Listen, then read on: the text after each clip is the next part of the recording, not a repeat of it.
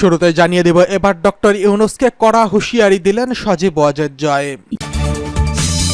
জানিয়ে দেব, শেখ হাসিনার পর পালিয়ে যাচ্ছেন ভারতে আওয়ামী লীগের অনেক নেতাকর্মী।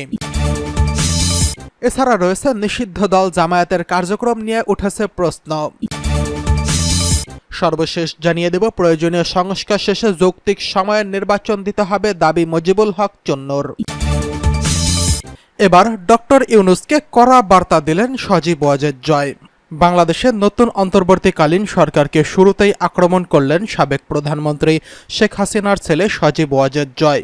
জানালেন এই সরকার অসাংবিধানিক, কারণ এই সরকারের কাছে বাংলাদেশের মানুষের সমর্থন নেই। কেউ এই সরকারকে ভোট দিয়ে নির্বাচিত করেননি। বাংলাদেশে অবিলম্বে গণতন্ত্রের পুনঃপ্রতিষ্ঠান চেয়েছেন সজীব ওয়াজেদ জয়। আমেরিকা থেকে জয়ের সাক্ষাৎকারের একটি অংশ প্রকাশ করেছে সংবাদ সংস্থা ANI। সেখানে জয় বলেন, আমরা সকলেই চাই বাংলাদেশে দ্রুত গণতন্ত্র ফিরে আসুক। যেই অন্তর্বর্তীকালীন সরকার তৈরি হয়েছে তা সম্পূর্ণ অগণতান্ত্রিক, অসাংবিধানিক।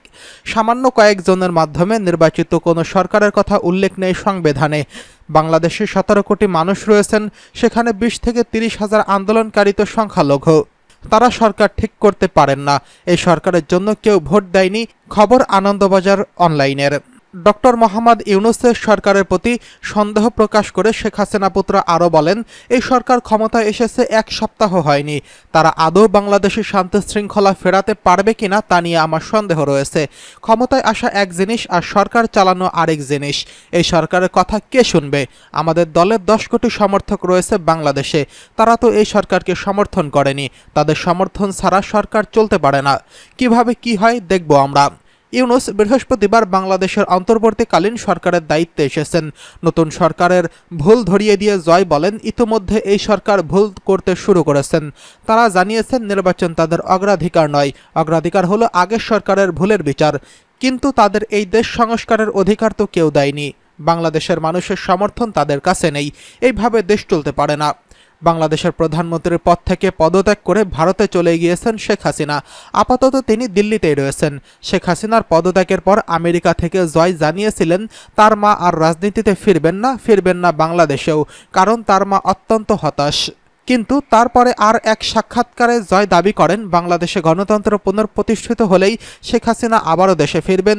তিনি নিজেও বাংলাদেশের সক্রিয় রাজনীতিতে অংশগ্রহণ করবেন বলে জানান। এদিকে শেখ হাসিনার পর যেভাবে ভারতে পালিয়ে গেলেন আওয়ামী লীগের আরও কিছু নেতাকর্মী।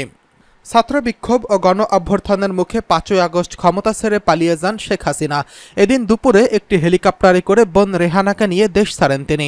পরে বিকেলে ভারতের গাজিয়াবাদের হিন্দন বিমান ঘাঁটিতে অবতরণ করেন শেখ হাসিনাকে বহনকারী হেলিকপ্টার। শেখ হাসিনা দেশ ছাড়ার পর আওয়ামী লীগের বেশ কিছু নেতাকর্মী সমর্থক দেশ ছেড়েছেন এবং দেশ ছাড়ার চেষ্টা করেছেন।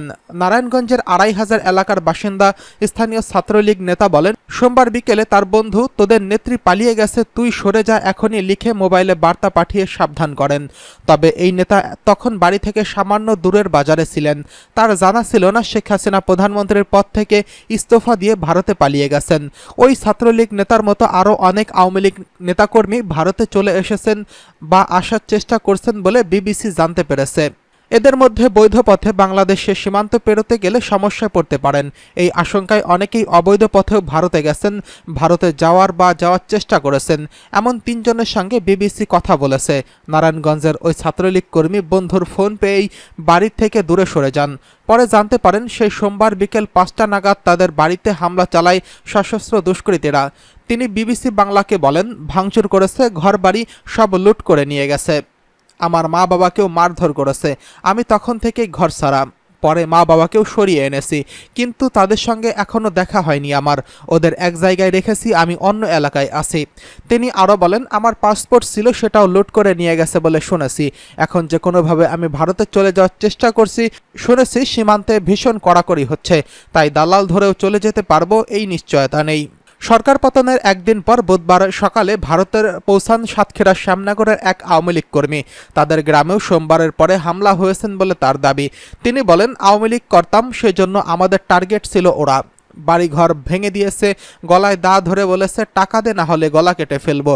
এই অবস্থায় পালিয়ে এসেছি কোনোভাবে। স্ত্রী পুত্র সব রেখে এসেছি, হয়তো আমাকে না পেলে ওরা আর হামলা করবে না। এদিকে নিষিদ্ধ দল জামায়াতের কার্যক্রম নিয়ে উঠেছে প্রশ্ন। সরকার পতনের কয়েকদিন আগে নিষিদ্ধ করা জামায়াত ইসলাম এখন প্রকাশ্যে দলটির নেতারা রাষ্ট্রীয় অনুষ্ঠানে দাওয়াত পাচ্ছেন, এ বিষয়ে আইন বিশ্লেষকরা প্রশ্ন তুলেছেন। তবে তারা এও বলেছেন, অভ্যুত্থান পরবর্তী সরকার আগের আইন বা আদেশ নাও মানতে পারে। নতুন অ্যাটর্নি জেনারেল মোহাম্মদ আসাদুজ্জামান বলেছেন, বিষয়টি সরকার ও তার নির্বাহী বিভাগের সিদ্ধান্তের ব্যাপার। আর জামায়াত বলছে, শেখ হাসিনা সরকারের পতনের পর ওই আদেশেই আর বাস্তবে কোনো কার্যকারিতা নেই। গত 5ই আগস্ট শেখ হাসিনার পদত্যাগ ও দেশত্যাগের পর সেনাপ্রধান জেনারেল ওয়াকারুজ্জামান কয়েকটি রাজনৈতিক দলের নেতাদের সঙ্গে করণীয় নিয়ে বৈঠক করেন। তাদের মধ্যে ছিলেন জামায়াতের আমির ডক্টর শফিকুর রহমান। এরপর জাতির উদ্দেশ্যে দেওয়া ভাষণের পর সাংবাদিকদের প্রশ্নের জবাবে সেনাপ্রধান সব রাজনৈতিক দল নেতাদের নিয়ে বৈঠকে উপস্থিত ছিলেন। তাদের মধ্যে সবার আগে জামায়াতের আমিরের কথা বলেন। বৃহস্পতিবার রাতে বঙ্গভবনে অন্তর্বর্তীকালীন সরকারের প্রধান এবং উপদেষ্টার শপথ অনুষ্ঠানেও জামায়াতের আমির সহ আরও কয়েকজন নেতা উপস্থিত ছিলেন। জামায়াতের আমির এবং নেতারা ঢাকেশ্বরী মন্দিরও পরিদর্শন করেছেন। দেশের বিভিন্ন এলাকায় তাদের সভা সমাবেশের খবর পাওয়া যাচ্ছে। গত 5ই আগস্ট শেখ হাসিনার পদত্যাগ এবং সরকার পতনের 5 দিন আগে স্বরাষ্ট্র মন্ত্রণালয় প্রজ্ঞাপনের মাধ্যমে জামায়াত শিবির ও এর অঙ্গ সংগঠনগুলো নিষিদ্ধ করে। সন্ত্রাস বিরোধী আইনের 189/1 ধারার ক্ষমতা বলে নির্বাহী আদেশে তাদের উপর এই নিষেধাজ্ঞা দেওয়া হয়। সন্ত্রাস বিরোধী আইনের 18 ধারায় বলা হয়েছে, সরকার কোনো ব্যক্তি বা সত্তা সন্ত্রাসী কার্যের সঙ্গে জড়িত রয়েছে বলে যুক্তিসঙ্গত কারণের ভিত্তিতে সরকারি গেজেটে প্রজ্ঞাপন দিয়ে এই ব্যক্তিকে তফসিলে তালিকাভুক্ত করতে পারবে বা সত্তাকে নিষিদ্ধ ঘোষণা বা তফসিলে তালিকাভুক্ত করতে পারবে। এদিকে প্রয়োজনীয় সংস্কার শেষে যৌক্তিক সময়ে নির্বাচন দিতে হবে দাবি মুজিবুল হক চন্নুর। জাতীয় পার্টির মহাসচিব মুজিবুল হক চন্নু বলেছেন, অন্তর্বর্তীকালীন সরকারের প্রতি পূর্ণ সমর্থন আছে জাতীয় পার্টির। একটি যৌক্তিক সময়ের মধ্যে প্রয়োজনীয় সংস্কার করে নির্বাচন দিতেও সরকারের প্রতি আহ্বান জানিয়েছেন তিনি। শুক্রবার জাতীয় পার্টির চেয়ারম্যানের বনানীস্থ চেয়ারম্যান কার্যালয়ে সংবাদ সম্মেলনে তিনি এই কথা বলেন।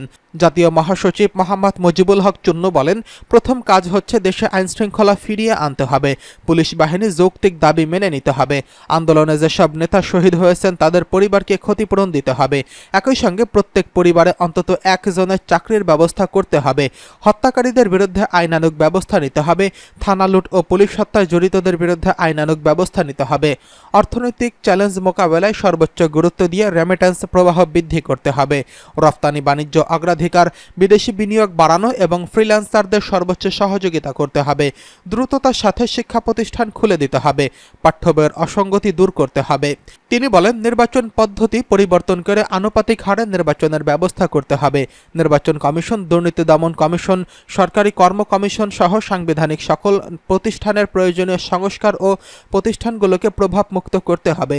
বিচার বিভাগের পরিপূর্ণ সেপারেশনের ব্যবস্থা এবং উচ্চ আদালতের বিচারপতি নিয়োগের আইন করতে হবে।